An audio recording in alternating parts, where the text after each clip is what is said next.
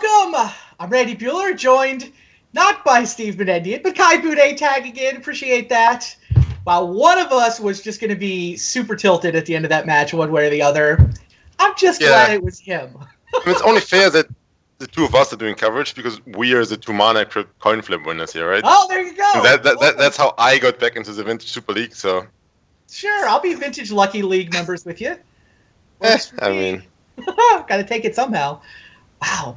His draw that game was insane, though, right? Like, I mulliganed. I scried Force of Will to the top of my deck so that I could, and with a Gush in my hand, so I figure there's no way he can play turn 1 Thought-Knot Seer in that deck. I'm just like, it's almost impossible. It basically requires Mana Crypt and something else, like either... No. It's not. I mean, it's not likely, but they have 8 lands that produce 2 for Thought-Knot Seer, and then they also need a Mana Crypt for turn 1. No, you need 2 Moxes.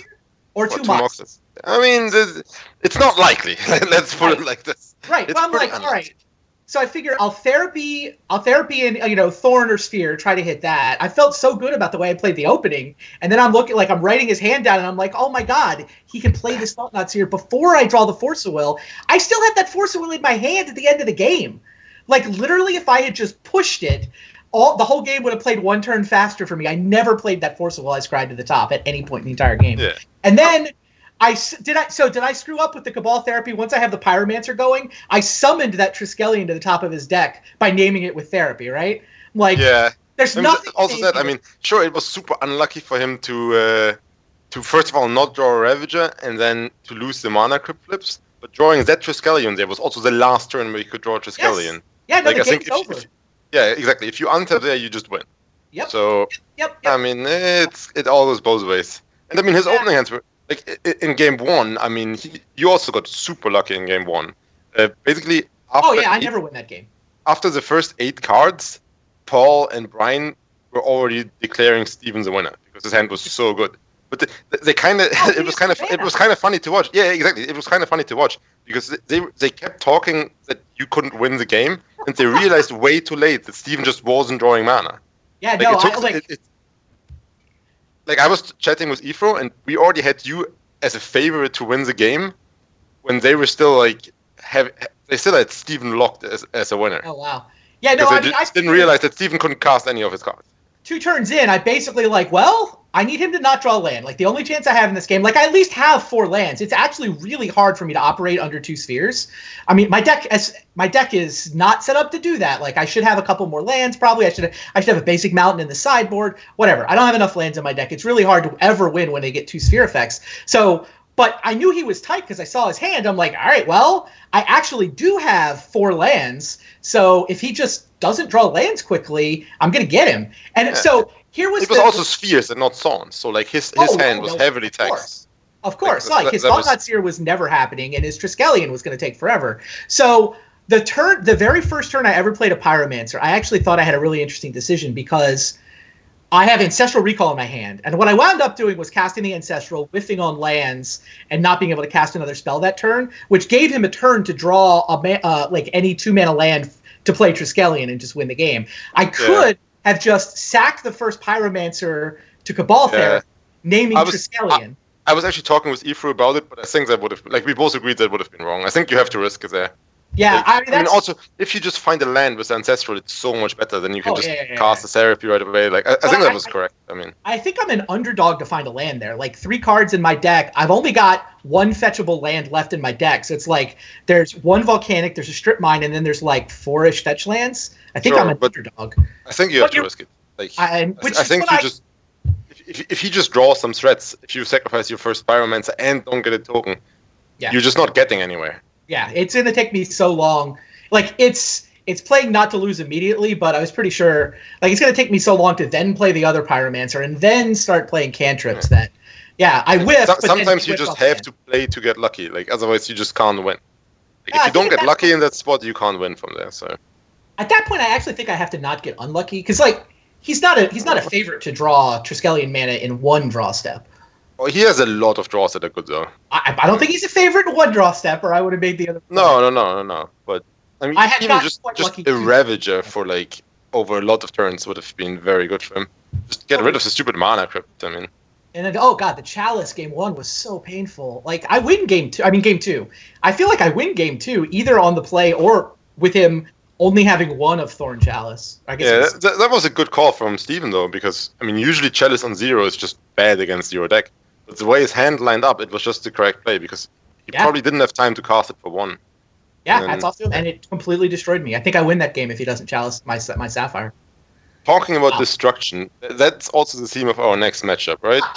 Like, I wasn't scheduled to do commentary, but I figured Paul just getting completely annihilated, that has to be worth watching. We shall see. Yes, the matchup master for the league. So bad. Yeah, we should put Paul's deck up first. He brewed up another beauty. He actually sort of brewed his way into a deck that's almost a deck that Eric played back in season 1, sort of mono blue, back to basics, a lot of permission and then consecrated Sphinx. There's a pretty good vintage deck in here. And there's a very big difference to the deck that Eric and Dave played. That's the number of propagandas in the sideboard.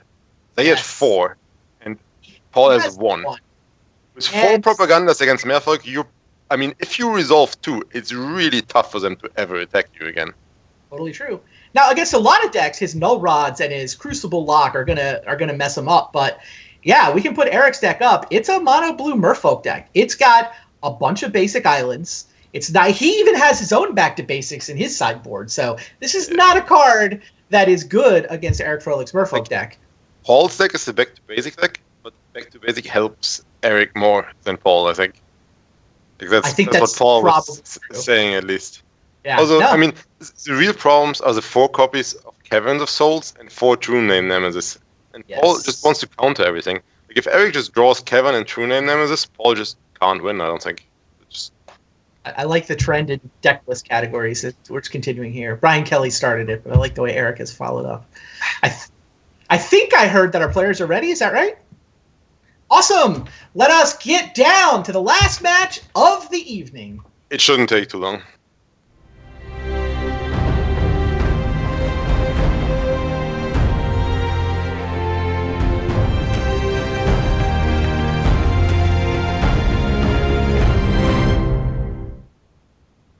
Hello and welcome to the mono blue versus mono blue fight. Although Eric has actually got no basics in that draw. Paul has a back to basics. Does he actually run it out and hope that Eric is on like mono caverns and wastelands? Interesting. This draw. Well, the question is if Paul can keep the hand, but like usually he keeps any 7 cards. So I assume he kept Sapphire. Sapphire is a great card too. Sapphire is a great card, but he doesn't really do that much. But yeah, I think it's a keep, and it lines up perfectly. Yeah, Eric is going to go turn 1 Caverns into pass the turn, I guess, and then he gets back to basic. Curse Catcher. He's going to go turn 1 Cavern Curse Catcher, so the Cavern is even going to be tapped. And Paul is going to windmill slam back to basics. It's actually going to be good. Is this happening, Kai Buddha? You told me we were going to watch Paul get annihilated. Yeah. I mean, Paul has to be a big favorite here. Can he get anything cool with this trinket, maybe? Look at the way Eric played around it, though. He led Wasteland instead and just isn't playing Curse Catcher. I think you could see how ridiculous back to basics would be for Paul right there, and he wasn't willing to tap his Cavern for a mere Curse Catcher. That's crazy. I probably would have Wastelanded there, I think. What are you wasting? They're basics. No, Paul. Oh, Paul. You would waste Paul, I'm wasting. You would waste the Wasteland, I see. Eric just went Wasteland go. I think I probably Wasteland there. Interesting. So can he get... I mean, he can get a Chalice, actually, and cast it for 2 next turn. But it's not even that great, because Eric has 4 Caverns in his deck. Right. Cavern of Souls does Chalice, so... Chalice doesn't seem like the answer. Wasteland is interesting. What is he getting now? I mean, it's not... I have no idea. I stopped trying to figure out what Paul's going to do. Just nothing super exciting in his deck. Like maybe a Soul Ring. That's a pretty good card right now.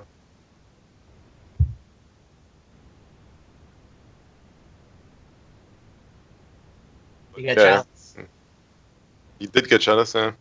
Chalice. I mean, the thing is, if Eric doesn't lead with an island, it's pretty like he has to have a Cavern in his hand. It's like, yes. You know, otherwise, like if he has a basic island, he plays turn 1. Well, but the Cavern is going to get beaten by back to basics. Like Chalice after back to basics is actually kind of good. Each cavern now gets one spell through permission is all. Eric has to decide how. Good enough though. Eric has to decide how he wants to play this. By the way, I think that his thinking was cavern for Silvergill Adept, but he really, really, really wants to get True Name Nemesis down. And if he taps a cavern, he could lose it. Yeah, I can see him passing the turn here. Illusion. He named Illusion? Crazy. He's going to copy the Trinket Mage and get a Sapphire. Oh, that's awesome. That plays hilarious. I love it. It does mean he... I don't know. Yeah, it looks like we may have lost. The caverns are so good in the matchup.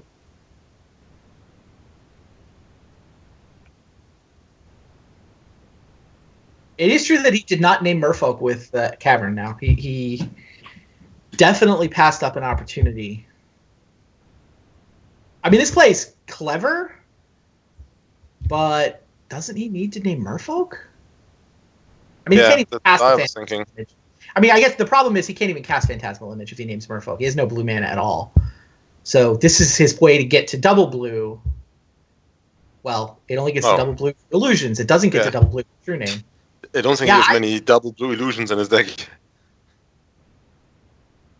I mean, he could name Merfolk and play Silvergill Adept is the other line that he can go, and he can draw a card. Yeah. I mean, either way, the back to basics are going to be backbreaking. Yeah, and to be fair, Eric doesn't know that Paul has one. I mean, Paul is very lucky, so I assume that Eric just expects I don't think Paul thought he was lucky when he had a back to basics in his opening draw, much less when he drew a second one on turn. No, I mean, I think you keep his opening draw, but I can't imagine he was excited about it. Yeah, Paul's internet went out, but it looks like he's just about back. He has certainly turned up in chat. I mean, Eric only has 11 islands. That's not much. I mean, how many does Paul have? Way more than that. Is it? It's not way more. Oh, yeah. Oh, I think so. Paul has 9 islands and 3 fetch lands. Holy crap. I forgot that Paul just doesn't play mana in this deck at all. Yeah, if you count all the fetch lands as islands, then he does have 14. But yeah, it's 9 and 5 fetches. I mean, Paul has 20 lands and 4 more artifact mana sources. And then of these 20 lands, there's 5 strip mine effects. So for a big blue deck, all is pretty mana light actually. Not that much.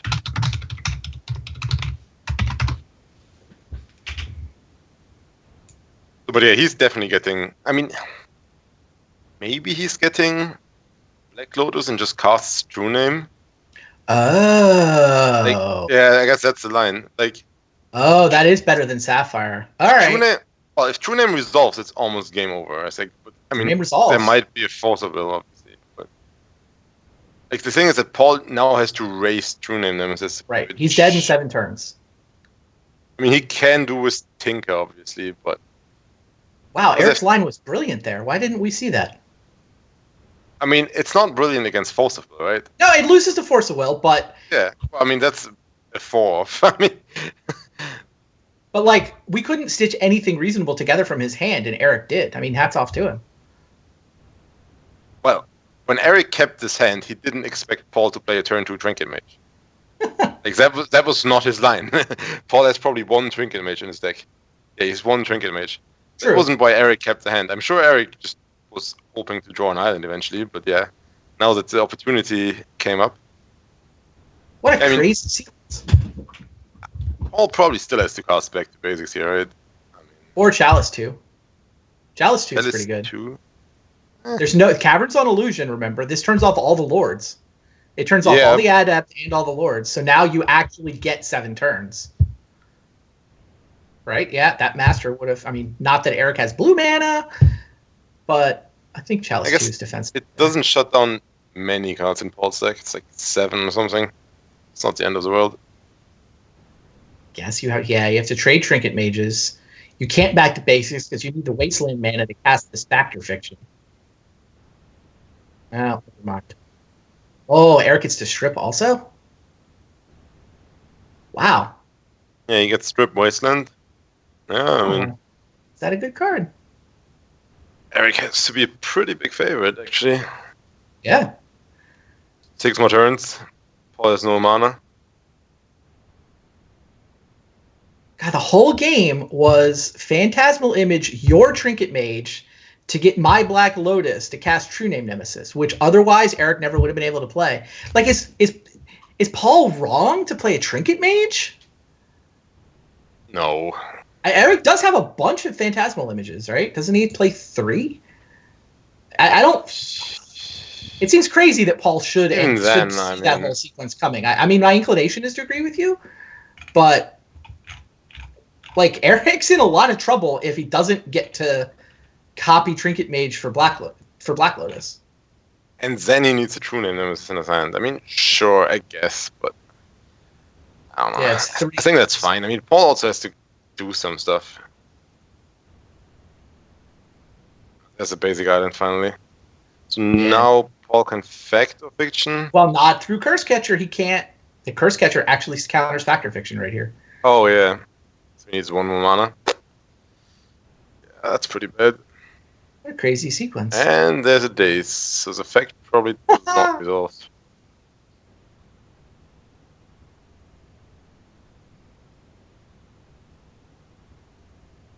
Well, you can't Curse Catcher Jace.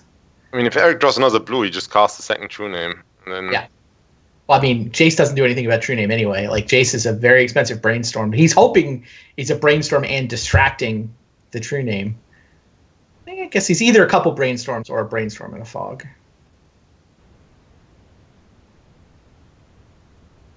Oh, Daze doesn't work. All the only way from here is to tinker, really. Like, he has to tinker and win with Colossus. It's like... Daze doesn't feel like a 2-mana spell.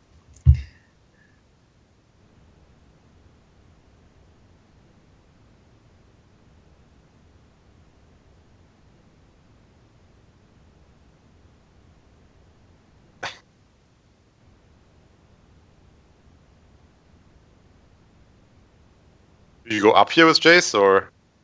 Also, it seems like Brainstorm.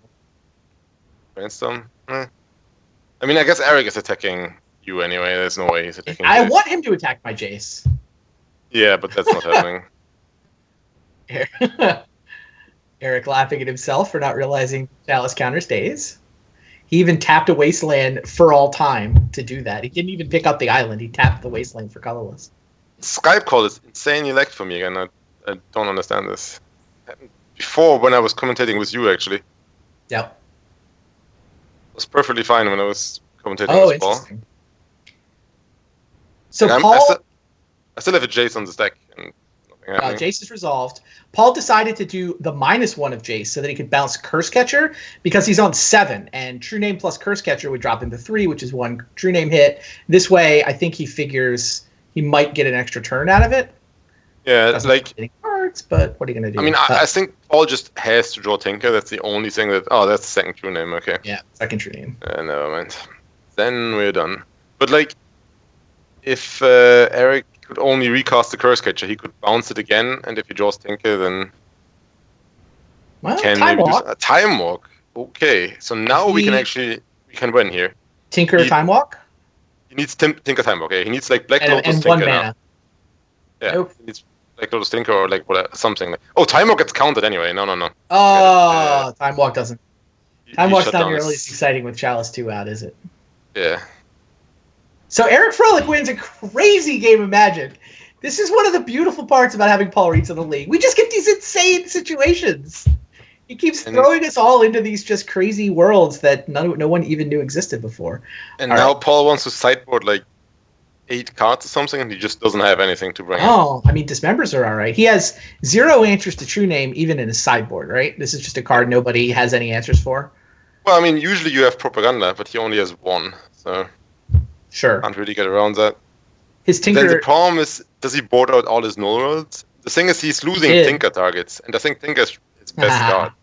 So you think No Ride might be better than Back to Basics? Back to Basics actually looked okay against Cavern. Yeah, I mean, Eric is very low on basic lands, so that's probably fine. Also, Paul had blue Elemental Blast in his sideboard instead of Hydro Blast.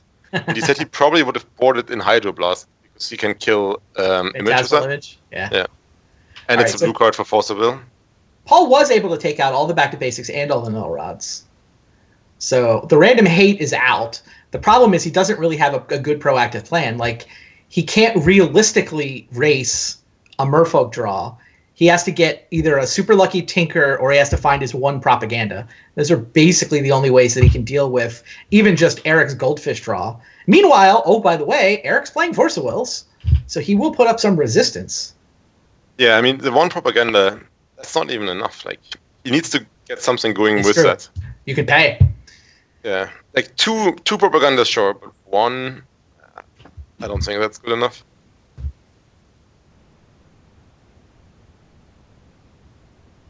Does Eric have anything for this matchup? I mean, he probably has some stuff for the control matchups, right? I didn't really... it's not that much. I mean... Draw seems fine. It's a Force Mental Misstep, 2 Flusterstorms, and the Spell Pierce. Yeah, like, what does he need to take out? It's not like he has bad cards. I mean, he's got some bad cards, I think. He's got a good curve here. Curse Catcher into Lord, or into Adept into Lord. I'm sure he's not too sad about boarding out Dismembers. That doesn't seem very exciting. Wow, Paul's got a basically turn 2 Crucible Wasteland, which would be great against a lot of opponents. It's pretty decent against Eric. I mean, there's only 11 islands in his deck. It's decent. It's not good enough. Like, Eric gets out a Curse Catcher and like a Silverkill Adept, and they just go all the way. And he'll eventually draw a mana for the Lord he's holding as well. I mean, whatever. You obviously very soft to creatures. Yes. He just doesn't do all that much. Oh, by the way, Mental Misstep stops the Soul Ring. That's actually pretty huge. That is... I mean, it probably doesn't, but... Oh, it does? Yeah. Wow. You think Paul should have Force of Willed? Yeah. That's true. The hand Force doesn't do anything. Oh, he drew the Tinker. He'd have Blightsteel Colossus right now if he had Force of Willed the Mental Misstep to defend his Soul Ring. I think you have to Force of Will there. Like, I mean, you can't Force of Will Eric's creatures, right? That's not happening. He's got 20 creatures in his deck. You're not Force of Willing all his creatures. And Caverns. Yeah, and you're Caverns right. Too, sure. I think you should have Force of Willed Mental Misstep. I mean, it's easy to say seeing the hands, but Paul's draw, even before he drew the Tinker, his draw just went from good to terrible when you took Soul Ring out of it. Crazy. Yeah, he should have Force of Willed Mental Misstep. Because the Flusterstorm doesn't do a ton either, right? No, the Flusterstorm is only to counter Force of Will, I think. Right. Like, it's only a Pyroblast. Oh, okay, that was... Now we're talking. It's a good draw. I'd still rather be attacking with Blightsteel Colossus. That's true of most vintage situations most of the time. You'd rather probably has the time to cast his to get his Blightsteel Colossus into play, though. Well, we'll see. He's going to have to Eric does have an Echoing Truth for... Oh, jeez. That's a good point. But, I mean, Eric's clock is not great, and he doesn't have a true name, so... And his Caverns he's about to play a Lord. His clock he's attacking for 5 next turn and 7 the turn after. Like a 3-turn clock, right? 5, 7, 7? That's 19.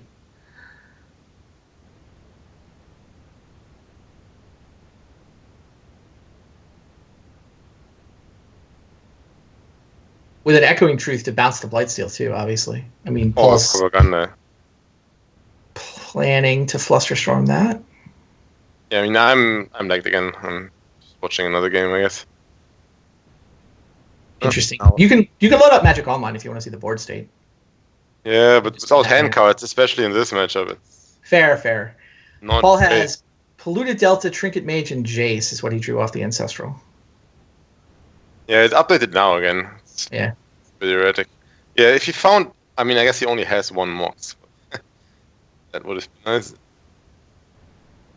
He's a Null Rod deck. Why would he have a bunch of Moxes? He probably can't even... Yeah, he doesn't Wasteland. I think that's... Oh, Strip Mine. Ooh, Strip Mine. No. So Eric gets to play an uncounterable Master of the Pearl Trident. And he gets to strip, presumably, the island. Yeah. He's still got a Cavern back. If he draws Draw a True Name, he can cast it. Everything coming up for like this game. We did say this was going to take 5 minutes, so... He did. I think, though, that, I mean, if Paul was Psychic on turn 1, he would have Force of Willed, misstep, and got resolved to Soul Ring, then drawn Tinker, and won the game with turn 2 Blightsteel Colossus, maybe. Well, now he does have a Blightsteel Colossus. Oh, that's just where you want it. Not where you want it, but... I'm walk for the win. Yeah, we're done.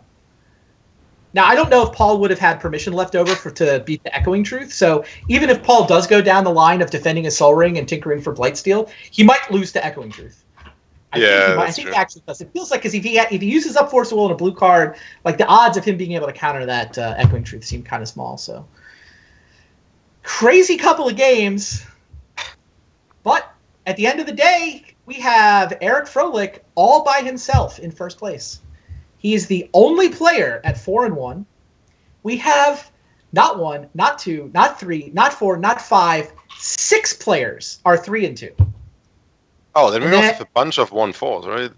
We have a trio. There's 3 of us at 1-4, 6 people at 3-2, and Eric is all by himself at 4-1. You see the triple stars. I'm sure there's no bias whatsoever coming from our producer there. He is in first place. And apparently you were the only one strong enough to win one for team right-hand side of the graphic. That's a fun lucky here and there. Yeah, you and me both, Guy. So Eric won the matchup, starting from the bottom, just recapping where we're at. Eric won the matchup that everybody expected him to win. It was a little more adventurous than maybe we thought it was going to be, but it was still Eric winning it to get to 4-1. I figured I had the only chance I had to win Game 3 against Steven was for him to lose some Mana Crypt flips, so I played for it, and then he lost the Mana Crypt flips I needed him to lose, so I did manage to eke out my first win there. A lot of them. Well, I mean, by the time I started playing for it, it was like I needed to lose 2 out of 3. Or 3 out of 4. I needed him to lose 2 out of 4 when I started playing. He definitely lost the last 3. I'm not sure if... he won 1. Like, I started watching it when he was at 9. I mean, okay, and obviously sure. he had to... So he won the first. It was. He needed to lose 3 out of 4. Like, I was looking at how many turns I could buy myself, and like before the Tengu Wire came down, like I might have been able to buy more turns. But at the time, I looked at it, I'm like, I can definitely make him flip 4 times, and if he loses 3 of them, I'll win. Yeah. Assuming he can't speed his clock up, obviously. Or draw a Ravager, but well, I mean that was definitely your best shot at that point. Yeah. I mean, and I had the Force of Will to potentially even counter a Ravager, But the 1 life would have mattered. Like, he could get me to 1 on the last turn. So if I had cracked a fetch land or used a Force of Will, I would have died before he got that. Before he slipped the last time. Anyway, we had Rich beat the Legacy deck that Dave was playing. Yes, Powerless Eldrazi is 0-2. I thought that was a good matchup for the Eldrazi deck on paper, but Rich said he actually playtested it a bit, and it's more like 50-50. The problem is that Ochoa's deck has a huge problem with an early Crucible Wasteland. Because he doesn't have power cards. He just can't get out. Right. I do think that there's a shell there of a good vintage deck. It's essentially a null rod. It's essentially a colorless Eldrazi deck with null rods. But for me, put the Mana Crypt in your deck. Like, play the Soul Ring. You don't have to play Moxus. You don't have to play Black Lotus. I get those. What? I would definitely play the Mana Crypt and the Soul Ring, and I would probably play the Black Lotus. You have to play Black Lotus, I'm sure. I can imagine. Look, I know there's some people that don't want that card in their shops decks. Well, I agree. I would have Lotus, I would have Mana Crypt, I would have Soul Ring in my 4 Null Rod deck, just because they're so powerful for that initial acceleration. But I mean, I do think it's kind of cool that there is this actually completely unpowered deck that has been putting up results. Oh yeah, It's not even just the Jaco result at the NYSE tournament. It put up a result the next weekend as well. So cool deck. No. I mean, again, I thought he was a favorite in the matchup. I mean, certainly not a bad deck. Meanwhile, you were able to defeat the melded Owen Turtenwald Luis Scott Vargas monster. Luis away attending to the birth of his first child. I haven't seen any updates yet. I don't know if his daughter has actually been born yet or is just on the way. But so Owen Turtenwald tagged in, giving us a 3rd Vintage World Champion playing in the league tonight. But you were able to take him down. Yeah, I thought the matchup looked like a coin flip to me. I thought maybe I was a small favorite because I had 4 Pyroblasts, but I mean, it was blue cards. We had different win conditions, but the shells are the same, really. So. Yeah, it's cantrip blue decks. One guy's got Mentor, one guy's got the combo. I think I agree with you that your Pyroblasts are an edge, but I like Mentor better as a victory condition than your combo. Oh, yeah. But then I had more Planeswalkers. I had 4 Planeswalkers where he had only 1. And his 1 Planeswalker is susceptible to my 4 Pyroblasts. And I think the Planeswalkers are pretty big in these games. So, I mean, I don't know. I thought it was a small favorite, but like definitely not more than 55%. Maybe even less than that. Maybe I'm not even a favorite, I don't know. But that's what it felt like. And then we kicked things off with the Oath, not exactly mirror match. Brian Kelly very much hoisted on his own petard. Sometimes you win a big vintage tournament and other people copy your deck list and then they beat you with it. You've been there before. I've been there before. Brian Kelly experienced that very thing tonight as Shuhei pretty much beat him with Kelly Oath. Yeah. I do like... I mean, soon it's Shuhei Oath if he keeps playing it. Maybe. Brian will have to be the Evil Oath guy. His Evil Oath deck is cool. He won one with that so far. Jury's still out in my mind on whether that's the right build, but it's definitely the fun build, and I appreciate him running it here. All right. I think that's going to do it for us. We're wrapping up Vintage Super League. We've got one more week with this set of deck lists. Then there'll be a new set of deck lists for Week 7, which we will use through to the end of the year. There will be a break for Pro Tour Sydney before we actually get to the end of the regular season. Gonna have to work out whether we're going to take 1 week off. We may actually wind up taking 2 weeks off just because the travel to Australia is such an time-intensive thing. The good news is on the way back, we all go back in time, or at least all of the Americans in the league do. But you still need like 25 hours of flight time or something. So. But then you get back and it's Monday morning. Like you leave Monday afternoon. My flight, I leave Monday afternoon and I get home Monday morning. So I figure I can stream Tuesday night with that. So probably we'll stream right now. You're living in like one of the better areas to fly there. It's like for sure. Yeah, it's just I do have to go to LA first or San Francisco, but then it's just direct from California to Sydney. Anyway, there will be off weeks coming before we get to the end of the regular season. I'll announce the exact details once we finish negotiating them. I think it's going to work out that we take 2 weeks off before the PT, but 0 after. That's down the road. Yeah, I'm not affected. So you're not going? No, I'm not. Yeah. Like for me, it's just a 35-hour flight. I mean, yeah, that is kind of insane. I'm not doing that for Magic anymore. I used to do, but it's too much. Fair enough. You going to Hawaii though? Possibly. Hawaii's the fun one. It's also the one Pro Tour a year where you get the Hall of Fame appearance fee next season. Yeah, but that's not really a tiebreaker for me. I mean, obviously it's pretty nice to get my flight paid, but yeah, that's not what matters at the end of the day. If we don't see you in the Pro Tour, well looks like we'll see you playing Vintage for a while yet. You're off to a nice solid 3-2 start. Thanks for watching, guys. There's a lot of people that won 4. I'm feeling pretty safe this time, right. But you never know. It's really the haves and have-nots, right? There's a trio of us trying to get above the fray. There's 6 people hanging out tied for second, and then Eric in the best shape. Interesting. Yeah, if you're 3-2, it's like if you get one more win out of the last 4 rounds, I assume you're safe. It's unlikely that all 3 1-4s can just run the table from here. But like that all of them go 3-2 or 4-1. 3-1 or maybe even 4-0. It's not that unlikely. I mean, it is possible to go 4-5 and still wind up tied for last. Last year, the massive tie was at 3-6, though, right? I don't think 4-5 has ever, in fact, wound up last. 4-5. If there's 3 people at 1-4, I just can't imagine that. But I mean, it could be a thing. Obviously, I mean, not guaranteed. It's vintage. Still, Vintage Super League. There's always massive ties at the end. That just seems to always work out that way. All right, guys, thanks for watching. We will see you same time, same place next week. And don't forget, the finale of the Community Super League is coming up on Thursday. So one playoff show for that league coming up later this week. And then we'll see you guys here next Tuesday. Cheers. All right. Good night.